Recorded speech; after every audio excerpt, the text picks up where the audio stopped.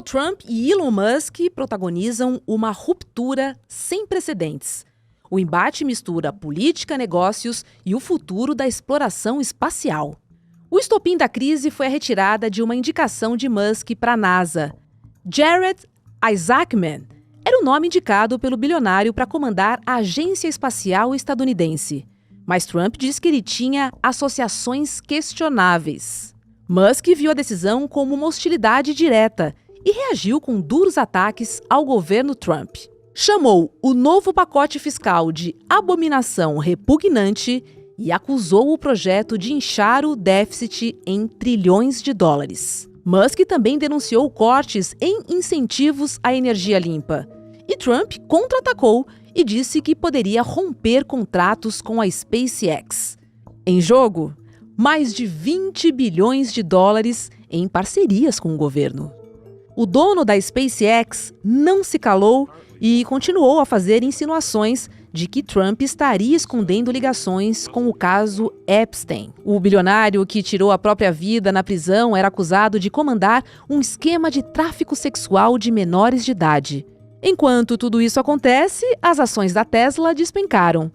A empresa perdeu centenas de bilhões em valor de mercado em questão de horas. Para os especialistas, o risco de mais retaliações pode impactar o futuro da nova corrida espacial e colocar em xeque o papel das empresas privadas na política pública. Segunda-feira, 9 de junho de 2025.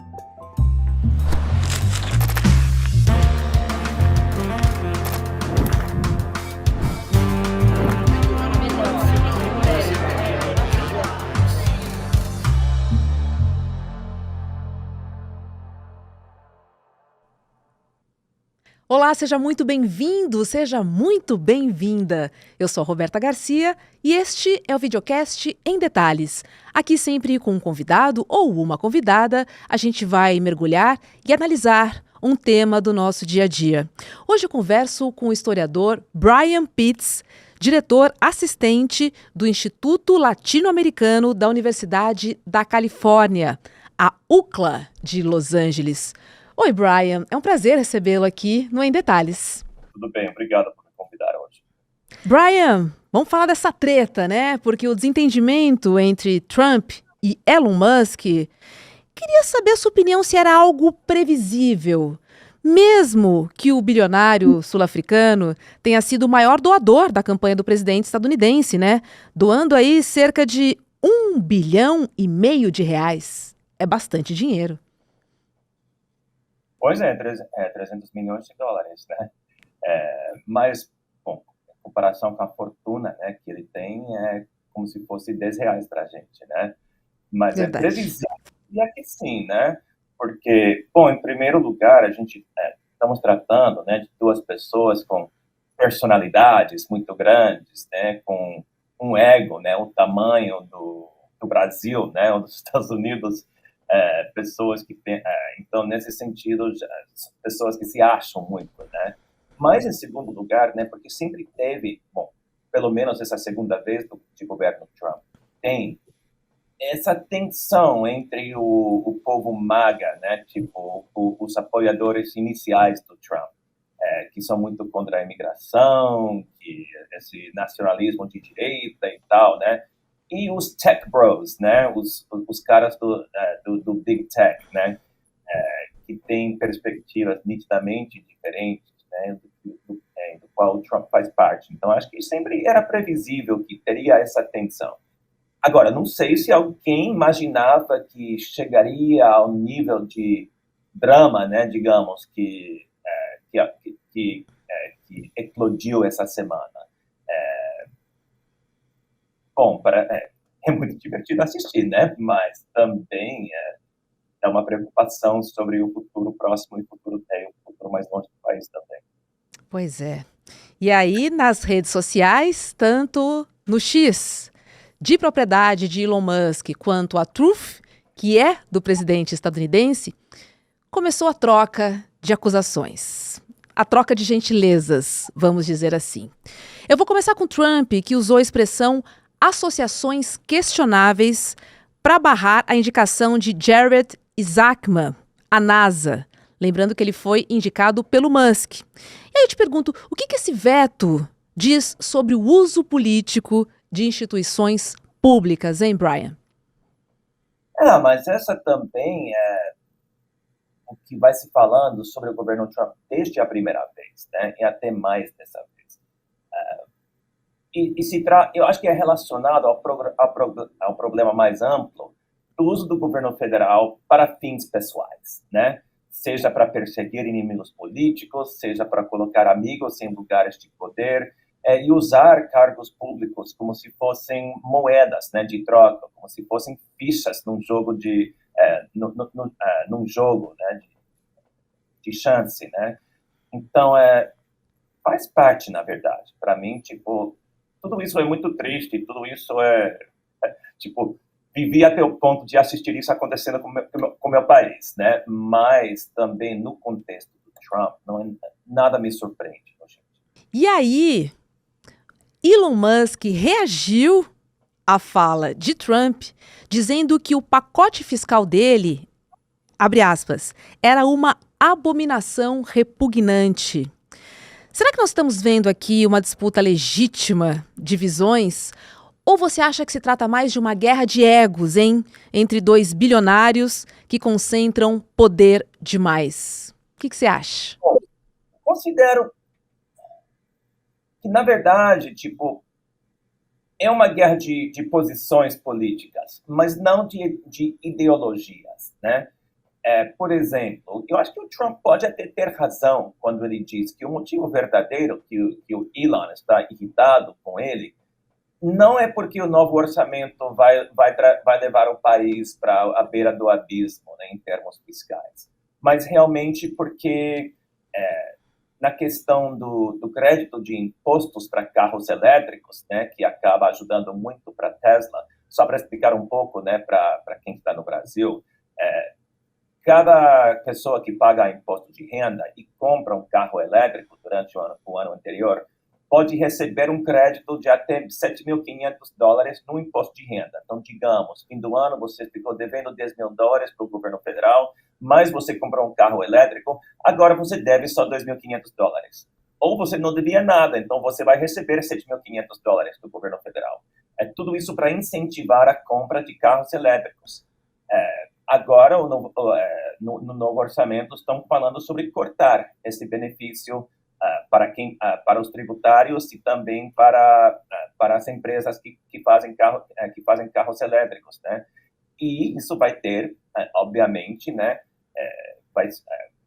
Vai ser um problema, né, para a empresa do Musk. Então, Trump diz que ele acha que isso é um fator, né? E muito provável que ele tenha alguma razão nesse sentido. Agora estamos falando do presidente estadunidense que travou uma disputa, ou melhor, um atrito, ou ainda melhor, uma briga de ego com o bilionário Elon Musk.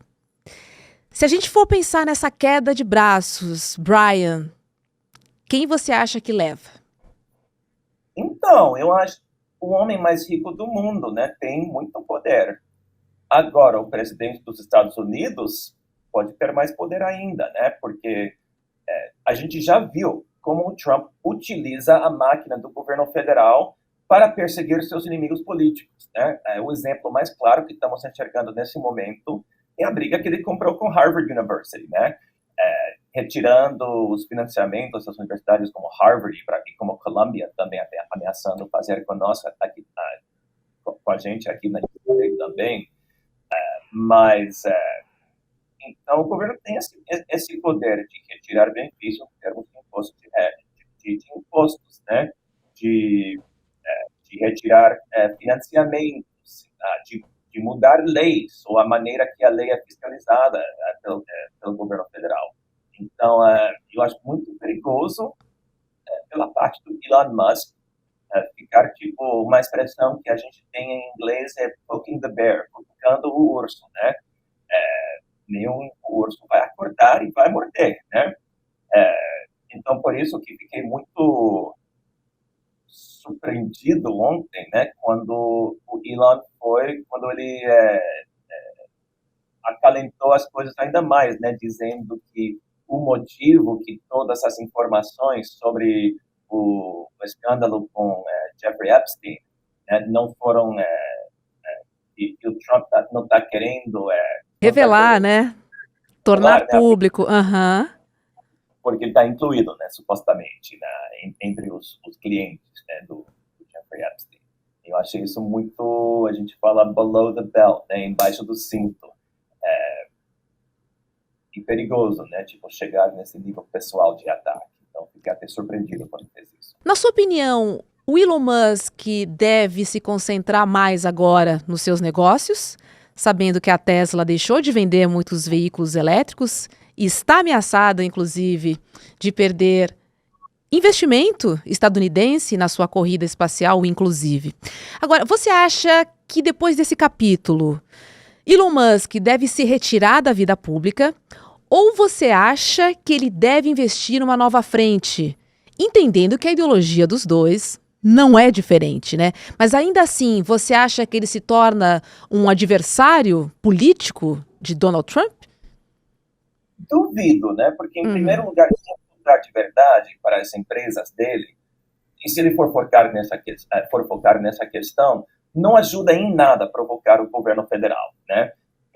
Então, mas depende, né? Tipo, eu acho que ele já, desde que ele entrou no governo, no começo desse ano, ele está sofrendo muita pressão da própria empresa, né? Da Tesla e das outras empresas, por não estar se dedicando às suas empresas. E o efeito mais claro disso está acontecendo com Tesla, né? Porque se a gente pensa nas regiões do país em que carros elétricos são comprados, são aqui na Califórnia, por exemplo, em que você vai dirigindo por Los Angeles, cada terceiro carro parece ser uma Tesla, né? Agora, se você vai para os estados que Trump levou, estados como Oklahoma, ou Texas, ou Louisiana, ninguém está dirigindo Tesla, né? Todo mundo está dirigindo caminhão que utiliza galões e galões e galões de gasolina a cada quilômetro, né? Então, para empresário, né, ficar provocando justamente os clientes, né, as pessoas com uma consciência mais ecológica, né, que compram Tesla, e agora ficar provocando os seus clientes não é uma boa decisão política, né? Então, acho que ele está percebendo isso e voltando para as empresas dele. Mas também o cara é poderoso, ambicioso e um pouco louco, né? Então, eu acho que vai ser muito difícil para ele resistir, fazer comentários de vez em quando. Mas acho que, por enquanto, a atuação dele direta na política está pausada. Mas, olhando bem, tipo, uma outra coisa que ele disse na quinta-feira foi que ele propôs o impeachment do Donald Trump e colocar o J.D. Vance, vice-presidente, como presidente. Então, pode ser que ele pensa, né, que se deu ruim com um presidente, ele pode tentar de novo com outro presidente, né?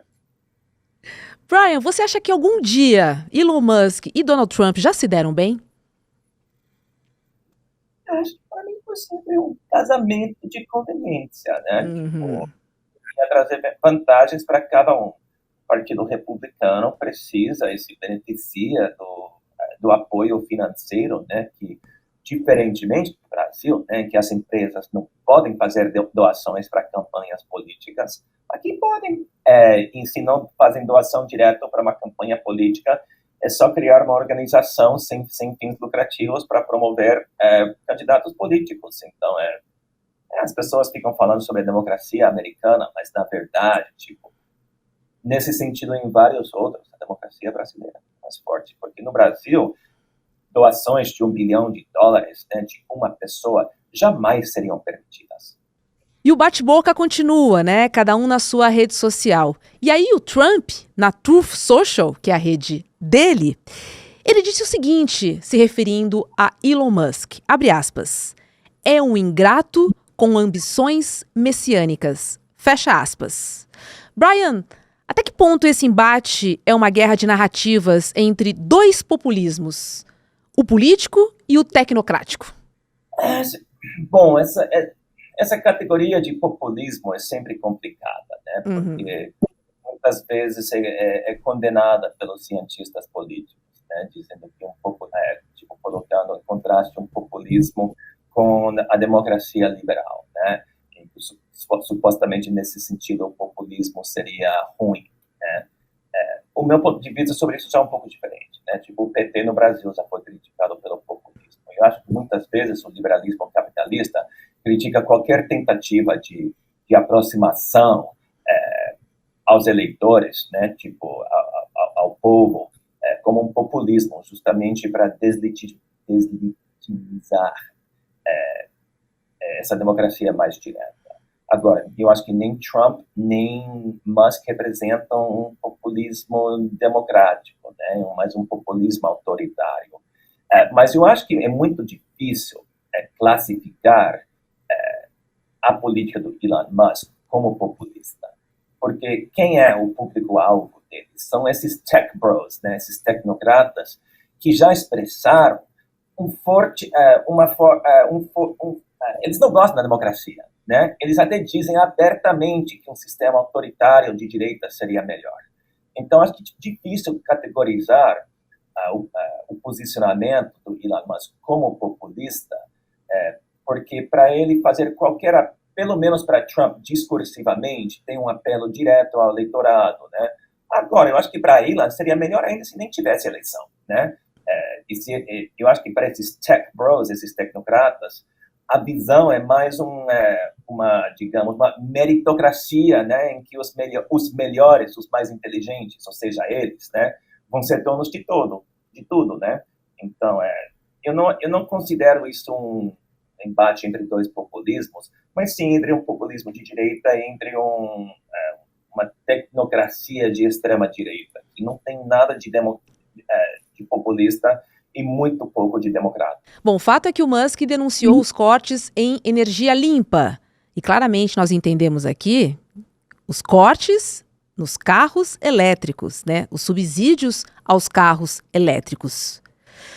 Você acha que o grupo do petróleo tem alguma influência sobre Donald Trump nessa decisão também?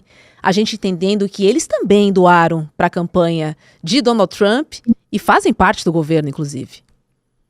Pois é, e vamos falar em termos históricos, né? Não é nada nem um pouco surpreendente pensar que as empresas de petróleo podem ter uma influência no governo dos Estados Unidos. A gente enxerga isso tanto nos governos de direita como nos governos de, entre aspas, esquerda, né? Entre os republicanos e democratas tem isso em comum, que o oil lobby, né, o lobby do petróleo, tem uma influência extremamente forte. E eu acho que deve ter no Trump também, especialmente levando em conta que o Partido Democrata, pelo menos dizem gostar, né, da energia limpa e tal, mesmo estando controlados até um certo ponto pelas empresas de petróleo. Agora, a direita não tem nenhum interesse em energia limpa, né? Para eles, vamos poluir todo mundo, não vai ter problema, né? Tipo, o aquecimento global é um mito de qualquer maneira. Então, sempre foi até um pouco contraditório ter alguém de direita ficar dizendo que vamos ter mais energia limpa, né? Que nem remete o que eu falei mais cedo sobre o Trump, o Musk ficar alienando os seus clientes, né, que são mais progressistas, mais ecologistas, né? Então, eu acho que, por enquanto, pelo menos, num embate entre o poder econômico da energia limpa e o poder econômico do petróleo, o petróleo ganha cada vez. Eu queria te ouvir sobre esse embate entre os bilionários estar acontecendo nas redes sociais, Brian. Isso representa um novo tempo e mais. Isso mostra que as instituições estão sendo substituídas pelo espetáculo das redes sociais? Eu acho que, na verdade, a gente já pode ter começado a fazer essa pergunta no último governo Trump, ou se não no último governo Trump, durante o governo Bolsonaro no Brasil, em que os debates políticos no Brasil aconteciam quase exclusivamente nas redes sociais, né? E continuam, bom, pelo menos na direita do Brasil, continua a ter assim. Então, acho que isso não representa novidade, né? Representa, talvez, a intensificação de uma tendência que já ia se evoluindo há ao longo das últimas décadas. Agora, sobre o futuro, né, não é só uma questão das redes sociais, mas também uma questão sobre o poder da inteligência artificial, né, da IA que pode ter no político futuro. Já li uma reportagem hoje falando sobre o exército, né, digital que os Bolsonaros estão preparando para a eleição de 2026. Então tem esse fator também, que é uma coisa que pode acontecer nas redes sociais, mas também que a verdade pode ser bastante manipulada, né? Como sempre, como nos últimos 10 anos, pelo fake news, mas também entrando nessa questão de inteligência artificial, de deepfake, né? E todas essas coisas. Então, acho que a gente vai para territórios desconhecidos, né? Em que a democracia, a própria verdade da realidade pode ficar cada vez mais ameaçada. E eu acho que essa transformação de debate político a debate de mídia social faz parte dessa questão.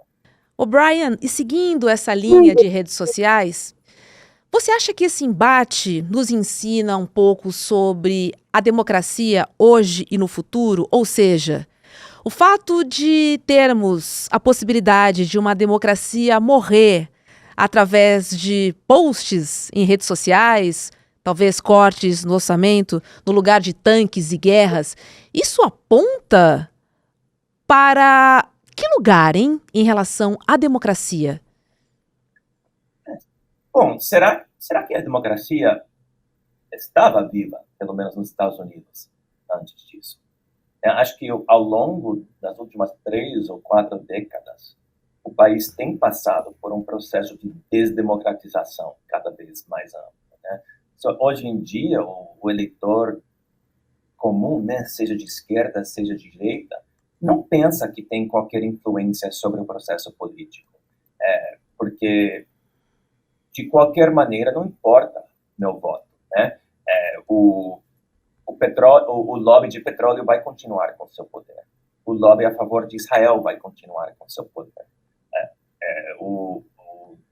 Acho que o que chamaríamos no Brasil do imperialismo americano vai continuar da mesma maneira. Então, se esse país já teve democracia em algum momento, eu acho que a democracia ficou tão esvaziada aqui ao longo da última geração que o que a gente está vendo hoje é a culminação desse processo. Mas não é uma novidade, é somente que a situação está piorando ainda mais, né? Tipo, pelo menos hoje a gente continua com a estrutura democrática, as instituições, entre aspas, democráticas. A ameaça que temos agora, né, que nem os limites, o que sobrava, né, do Estado de Direito, por exemplo, está sendo abalado pelo governo Trump, né? Que a lei parece não aplicar ao governo. E se eles não gostam de uma lei, de uma ordem judicial, eles simplesmente não cumprem, né? Como já vimos com essa questão de imigrantes deportados para El Salvador. Então, eu acho que o que está acontecendo agora é mais uma questão de tirar a máscara. Continuamos, pelo menos, com uma máscara democrática, que agora nem isso que a gente vai ter. Talvez agora que está ficando tão claro que temos um Estado autoritário e uma democracia quase morta, né? Talvez agora exista alguma esperança de reverter essa questão, agora que ficou tão aberto, ou talvez esteja tarde demais, não sei. Interessante você falar nas máscaras sendo retiradas, né? Só que dessa vez numa guerra virtual. É bom pontuar isso, porque representa aí uma mudança no comportamento mundial.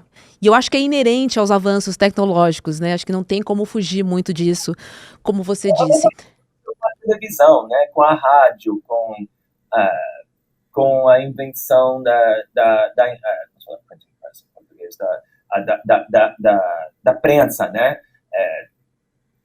Acho que cada vez que tem um avanço tecnológico, a política vai se evoluindo também. Agora, é possível um país manter políticas públicas estáveis se as suas maiores empresas forem reféns da política ou até da vingança aí dos seus líderes populistas? Tá difícil dizer, né? Porque a democracia estadunidense sempre foi um casamento entre o poder político e o poder econômico, né? Tipo, desde o século XIX.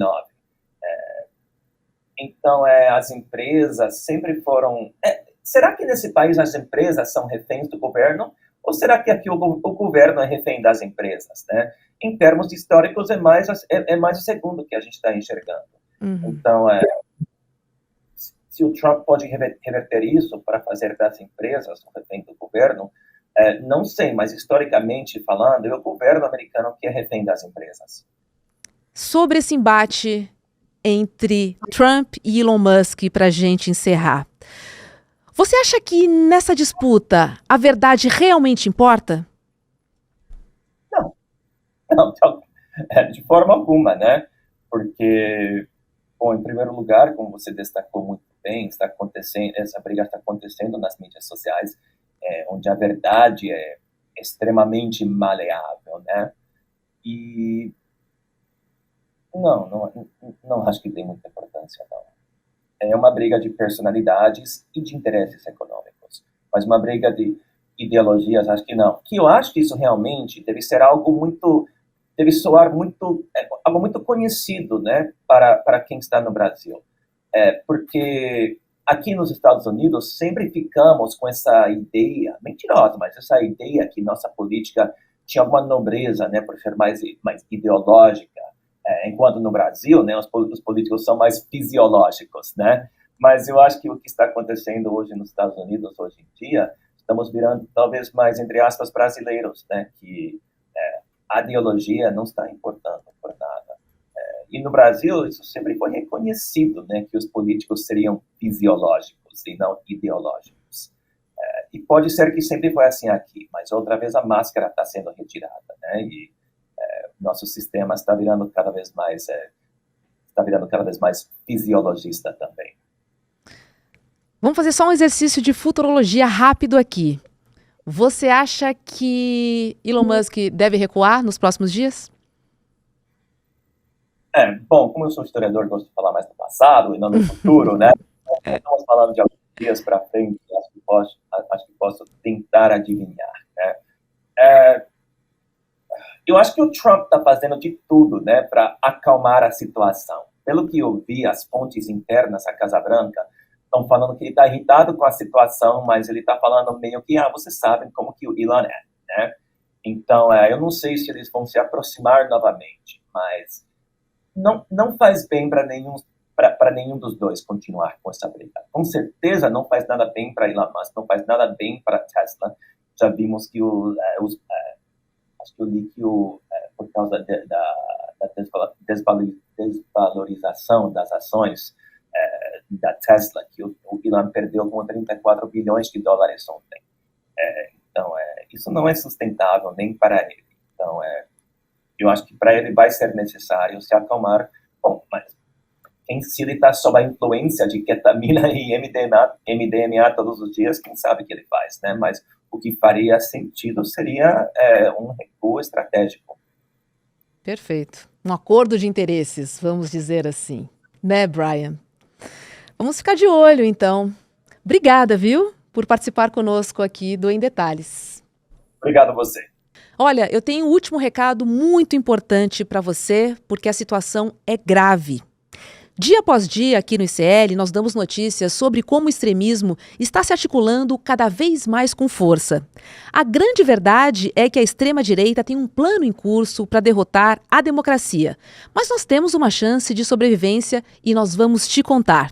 Na verdade, quem vai te contar qual é essa única saída é o professor João César de Castro Rocha. Bom, vocês que acompanham o ICL Notícias já conhecem as análises precisas do professor nos nossos telejornais. Vamos lembrar que ele desvendou as ferramentas da extrema-direita para ganhar popularidade e também se manter no poder.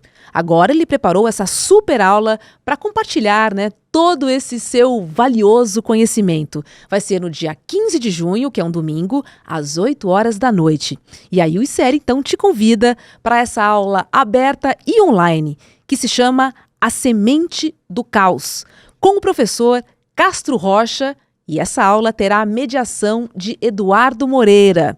Lembrando que essa é uma aula magna, é uma aula muito importante, porque nós estamos num momento decisivo para quem acredita que o conhecimento e a ação coletiva são as nossas melhores ferramentas. Então não fique de fora e garanta mesmo agora a sua vaga acessando emdetalhesicl.com.br. O Em Detalhes de hoje fica por aqui. Para você que nos acompanha pelo YouTube, segue a programação do ICL com Mercado e Investimentos e logo depois tem Rolê ICL. Muito obrigada pela sua companhia e a gente se encontra aqui na programação.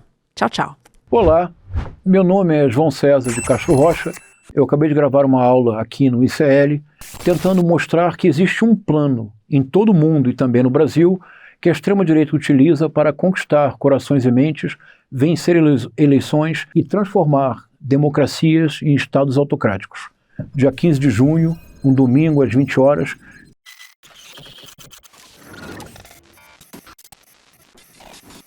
O ICL está em todo lugar, na palma da sua mão, na TV da sua casa e até nos seus ouvidos. Para ir além da manchete e mergulhar com apuração e contexto de verdade, acesse iclnoticias.com.br. Siga o ICL, compartilha e vem com a gente. Informação para quem pensa.